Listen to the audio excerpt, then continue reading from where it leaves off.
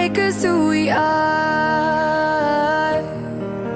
So I'll dream until I make it real, and all I see is stars. Welcome, Gemini, to Channel the Future Tarot. My name is Bella. Today we're going to do your September general reading. This will be for the Sun, Moon, Rising, and Venus signs of Gemini. Take what resonates with you, toss the universe what does not. It's not meant for you, and that's okay. Take a look at your other placements and the readings that go along with that if you want some more insight that you're not getting here.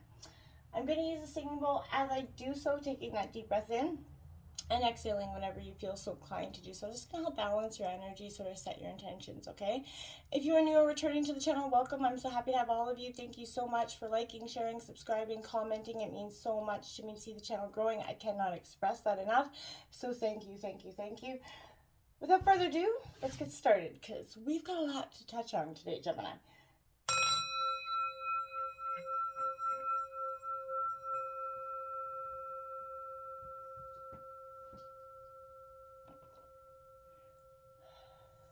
Peace, love, health, and wealth. Well, as I was meditating, Gemini, I drew these cards for you. And immediately before I even touched on this, there was a sense for me where you're, I kind of wrote it down here as well. You're sort of making some clear, boundaries about it's your home, it's your rules, it's your sanctuary. For some of you, that could be whether you're, having roommates, whatever, but you're making some very clear boundaries put in your home space. And then for some of you, I kept hearing, welcome to an extended Netflix and chill season. So, and then this came, and now for me, I was like, okay, and when these cards come out, it was the indicator, the message was clear. This is not your breaking point, but a sort of a return for you to sort, the source of the pain, which is also the source of your power here. You've got the Judge and the Vow. Now, very, very big energy here, very big archetype.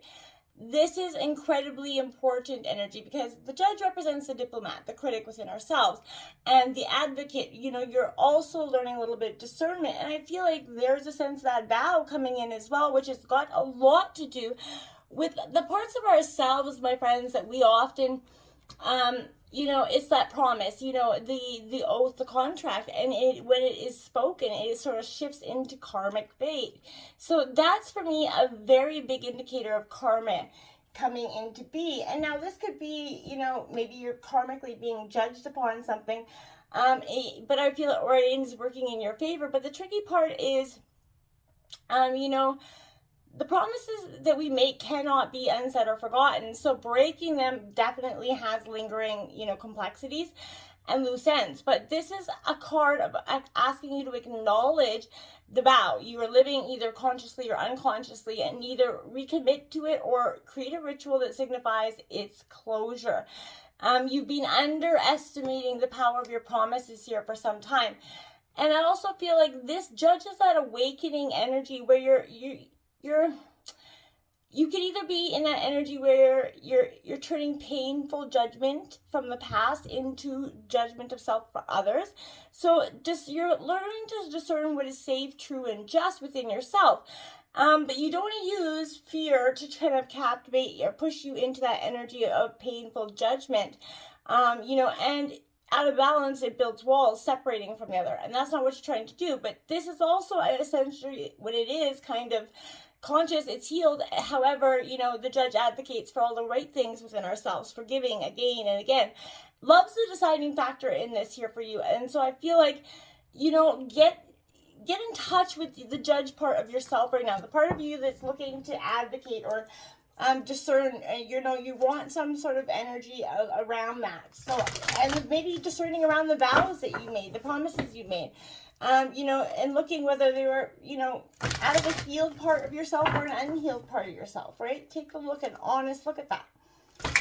It's coming in here for Gemini, Sun, Moon, Rising, and Venus signs of Gemini for September 2024. Sun, Moon, Rising, Venus signs of Gemini. It's a powerful time. We're all going through power, collectively, this is a sign of emotional transformation that's working out in our physical, systems as well. We're kind of the emotional parts of ourselves that we've kind of been repressing for some time. you know, the hurt parts of ourselves, they're all coming out, and they're coming out quite strong for you and everybody else around you. The Two of Wands coming out in your situation. I like that. Aries, Leo, Sagittarius. Boy, I can't talk. We also have the Ten of Wands in your obstacle. Now that is you right there, dropping those burdens like that hot sack there.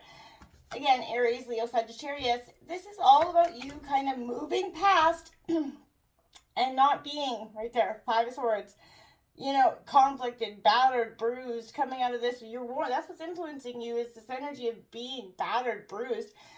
The Five of Swords is definitely coming out of conflict, and it is representing, you know, around those burdens for some of you as well. So taking that honest look, that is your energy, Gemini. So let's, you know, we're going to look at that. We also have the Queen of Wands at the root of the reading, Aries, Leo, Sagittarius. Recent past, my friends, we have the Fool card. So taking that leap of faith is what is coming in for you, and you have a Page of Cups coming in here for you as well. So it could be information, but it is, you know, a sort of emotional Don Juan kind of charming energy as well. So don't be caught up in that. I don't want to, have a lot of, it could be your own energy as well, but this could be somebody offering, you know, their cup, you know, a sense, and they're just charming, but I don't feel like they have a lot underneath the charm. You know what I'm saying? I feel like there's a sense of, that's all they've got is charming. It might be fun. It could be a rebound energy I'm hearing for some of you. That's okay too, some of you. The Five of Wands coming out in here at the overall out energy of the reading. Again, Aries, Leo, Sagittarius, a lot of fire energy. But again, there's conflict here coming out. So, you know, that is your double five here. You've got the Lovers card coming out here in your environment. So this is your energy, Gemini. This is you. So I like this for you because this is your environment is kind of surrounded by what you want in love. We also have the Six of Wands coming out here. Victory is going to be yours in your hopes and fears. I feel like that's obviously great hope and fear. The outcome is the Three of Swords. So Five of Pentacles on the bottom of the deck. Strength on the bottom of the deck as well. Underlying energy. So why we're coming out at the Three of Swords, heartbroken. Okay, well, I feel like the heartbreak's been here. It is here with this conflict in here, this, you know, dropping the burdens, and, you know, it's inevitable that there's a tremendous amount of conflict that you're holding on to. Why, I'm not quite sure. What is it that you want from this? You know, obviously I feel like you want the situation to be more than what it was. Yes, but this is planning and preparation. You're in plan mode. So, you know, this is, you're acknowledging that there's a new journey. It's about to begin. And if you do want it to be successful, you're going to have to make clear, well thought out plan of action here. And maybe that's what the, you know, having to address these burdens is. This is very much a good time for you to pre-launch something. Whatever dream you want to consider here is, you know, it has potential for great challenges, but you may be thinking about an extended trip, maybe for some of you. But again, your path leads to a horizon and beyond. It's great energy, but there's positive stuff coming in.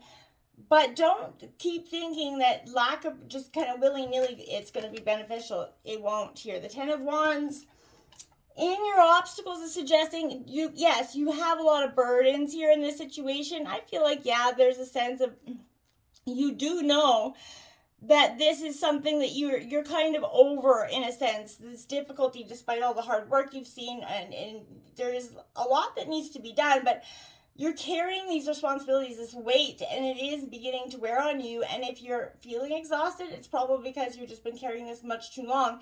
You have to have an honest conversation with yourself about what you need to do and what you can't do. This heavy burden, it could be short term, or you could be considering taking some, you know, immediate action to make this not continue much further. Don't carry it alone. Don't keep addressing this burden for what it is. You know, this is a situation where, yeah, you have to take a look. This Five of Swords is all about defeat and conflict. There is no winners in this situation. Even if you win in this fight, I feel like this is a sense of you stand to lose far more than you could be willing to bear here. So you might walk away with nothing gained, you know, with that aching sense of sadness, loss, and it could cost, you know, the trust and respect of the people around you, or this could be somebody doing this to you as well. But again, this is somebody that has leaving some dignity in tatters here. isolating yourself because of it. This is a warning to temper some sort of aggression or temper that isolation. Don't let yourself be lured into any combative situation, Gemini. And learn to pick the battles wisely, right? Not everything is even worth addressing. And this is, pursuing the path into that could lead to destruction. So again, do not be doing back away. This is a time to protect your energy at all costs. And there is no point in trying to do it with somebody that doesn't even have the energy to kind of meet you halfway in this situation. You are essential. This is a sense, the root of the reading is being very unfazed and charming. And nevertheless, this is you. You're not going to be thrown off that, you're thrown at any point. You're a natural leader and you inspire others and you have that determination. You understand the value of social connection. You understand the value of, seeing beyond all the glitters, right? And as a result, you're kind of ensuring that you're building up yourself, you're building up the people around you that want to be with you. You are starting to you're not underestimating the fact that the fierce effect that you have on others. And it's a positive one if you let it kind of, if your high vibration energy show. This Fool card is saying, take that leap of faith, grab that balloon, those butterflies, there's regeneration, there's transformation happening in here. And having that Fool sort of mentality is not that, it's childlike, it's innocence, there's a potential, a new beginning in the recent past, and I feel like you started to see that glimmer of hope.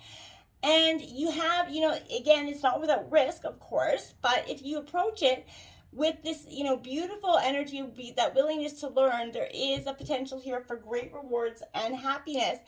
And you have to sort of throw caution to the wind here. After all, remember, children learn through play. And sometimes the best way for us to get back into what is really important is to get out there and have a little fun. We can always get stuck in that sense of, oh my gosh, fun is not necessary, it's not going to help me in the future. Fun is a prerequisite of life. This Page of Cups coming in, there's an inner child that's calling to you, and I feel like it's calling for you to have a little fun. You've been through some tense, transformational, emotional times, and you don't have to stay lingering in that energy. You can heal, move on, but having a little fun is going to be imperative to doing so. And I feel like this is embracing. There's something new for you to discover. There's a new position, something, you're being led by your intuition, which is very powerful at this time. You're kind of following that winding path that's laid out for you. And you're going to see that there's little life's guides of synchronicities coming in. Pay attention to them because that's the divine, the universe saying, hey, you're on the right path. You're doing the right thing. So keep in mind. And don't ever kind of, negate them as nothing because they are very, very powerful energies. And you do not want to waste them.